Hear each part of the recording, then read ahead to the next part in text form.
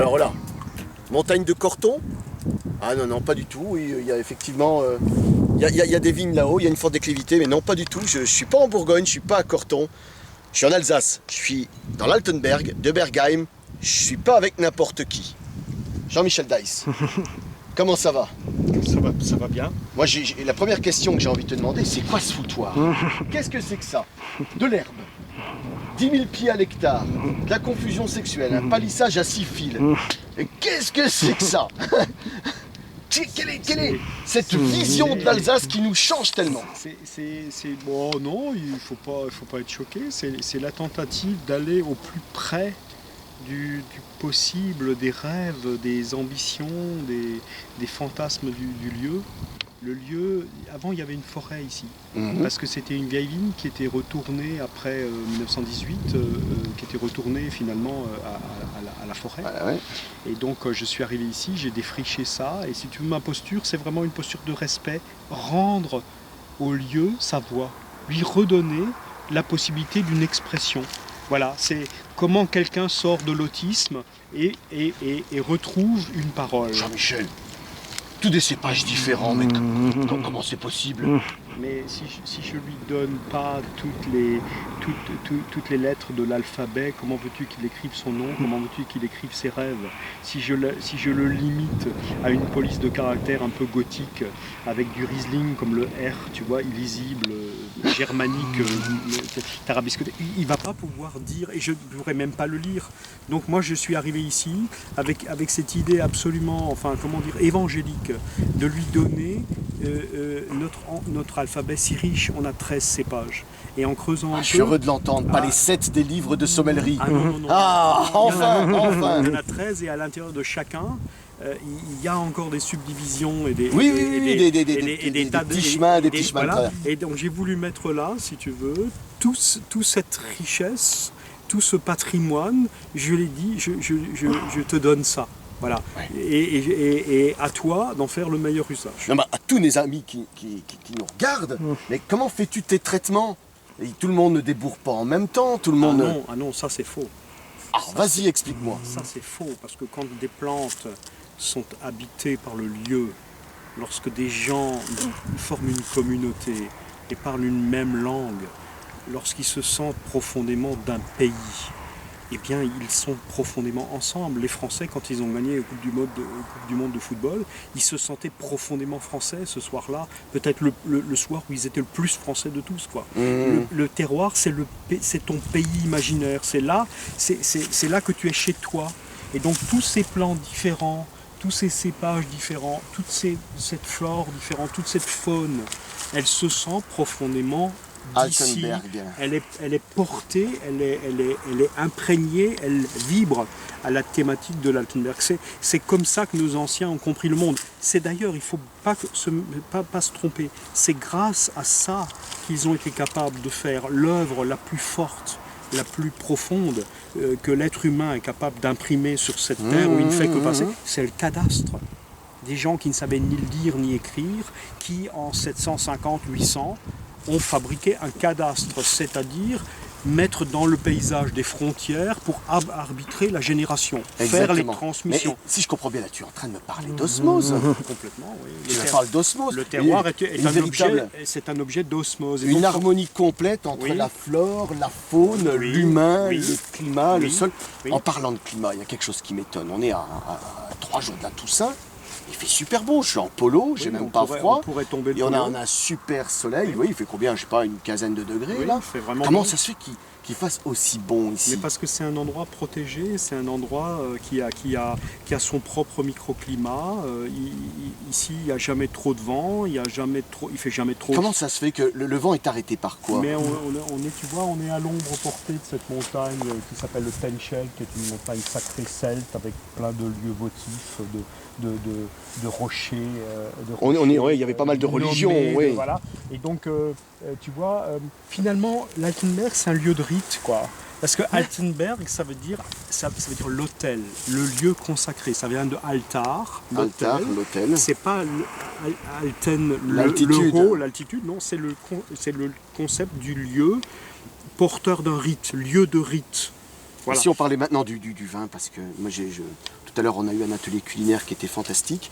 Moi j'étais face au vin et j'étais étonné qu'il avait tendance chaque fois à être majestueux face à tout. Quel que soit l'aliment, qu'on soit sur le fruit, qu'on soit sur la viande, qu'on soit sur l'animal ou le végétal, Altenberg appuyait l'aliment de Sa Majesté. Oui, absolument. C'est-à-dire que parfois c'était un allié, mais jamais il ne se retirait, jamais un genou à terre. Non, et je crois que tu as absolument raison, et c'est ça qui rend quelque part pour nos contemporains parfois l'Altenberg un peu compliqué à gérer, parce que justement c'est quelqu'un qui renonce pas, c'est quelqu'un qui lâche pas. No passaran, tu vois, là on passe pas, j'existe, je suis. Et donc il s'est imposé à nous, il s'est imposé à moi. J'ai commencé comme tout le monde avec la culture du Riesling, du Sylvaner et du Gewürz. J'ai commencé avec ça, c'est ça qu'on m'a donné. Et puis finalement en arrivant ici et en étant simplement respectueux du lieu, j'ai appris de lui justement cette dimension de supériorité, cette dimension de majesté. Voilà. Il y a une dimension comme ça, tu vois, le roi soleil un peu, voilà, il y a une dimension de majesté dans l'Altenberg. Et c'est pas une majesté seulement superficielle, parce qu'elle est aussi profonde en termes d'idées, en termes de dialectique. C'est quelqu'un d'intelligent, l'Altenberg. Avant de te connaître, moi je connaissais l'histoire de la complantation et je disais, Jean-Michel Daille c'est un iconoclaste, il casse tout. Et aujourd'hui quand je déguste, tu sais à quoi tu me fais penser? Simplement à un peintre qui a mis les couleurs sur sa palette et qui au lieu de faire du monochrome à la Klein ou à la Soulage, a décidé simplement de faire quelque chose d'impressionniste, je dirais même plutôt fauviste, parce qu'il y a quelque chose, certes, de minéral dans le vin qui est dû à cette nature, cette espèce de millefeuille, avec notamment ces calcaires que tu as en sous-sol qui sont très friables. Voilà. Et là, on a toujours quelque chose, certes, de très bien fait, avec j'ai envie de dire quelque chose de tellurique, mais il y a toujours quelque chose un peu d'animal là-dedans, de vivant dans ton vin. Tu l'expliques comment? Je l'explique par la profondeur, par la complexité du sous-sol, par la paix. J'ai envie de dire une vie plutôt. Hein, il y a une vie profonde, frémissante qui est en dessous, qui est quasiment géologique. Et au-dessus, tu as cette paix climatique, cette tranquillité du paysage. Et donc la confrontation des deux donne cette espèce de chose très, très particulière. Alors, je voudrais juste, si je peux me permettre, introduire une autre idée et corriger un petit peu ton propos pictural. Je ne suis pas celui qui a posé sur la toile différentes couleurs pour faire du fauvisme. Il y a autre chose là-dedans. Je suis possédé, ma palette est possédée par l'objet même du quelqu'un tableau. conduit ta main. Complètement. Je ne me revendique aucune responsabilité. C'est assez marrant parce que les gens ont fait de moi une icône, quelque part, un type assez fou pour briser toutes les frontières et être libre. Mais finalement, je ne suis pas libre du tout. Je suis conduit, je suis accompagné, je suis Tu n'es que la main, je suis possédé. Tu n'es que la main, mais c'est signé Altenberg sur le tableau. Complètement. Voilà. Et donc, tu n'es que la simple main qui conduit la couleur. Exactement. Et donc finalement, j'ai accepté peu à peu cette mystique-là, où contrairement à tout ce qu'on nous enseigne et même à la couleur de la société. Jean-Michel, est-ce que l'osmose naturelle serait mystique, somme toute? Est-ce qu'elle ne serait pas simplement l'origine des choses? Alors après, il y a des questions de terminologie et de c'est sémantique, mais, voilà. mais si tu veux, je trouve que cette dimension de mystique, de respect, de dire, de se sentir petit et dépassé par toutes ces choses-là, et possédé, finalement conduit, je trouve cette posture-là extrêmement... Enfin, moi, elle m'est nécessaire parce que je me sens comme ça, en paix, quoi. Les gens, ils imaginent tous qu'il y a de l'ego là-dedans. Mais c'est tout le contraire. Il n'y a pas d'ego du tout. C'est juste la volonté d'être tout petit, quoi. Et de dire juste, oui, vraiment, je te fais confiance.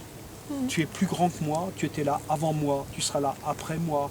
Et tu es ma ligne de conduite. Et je te conduis.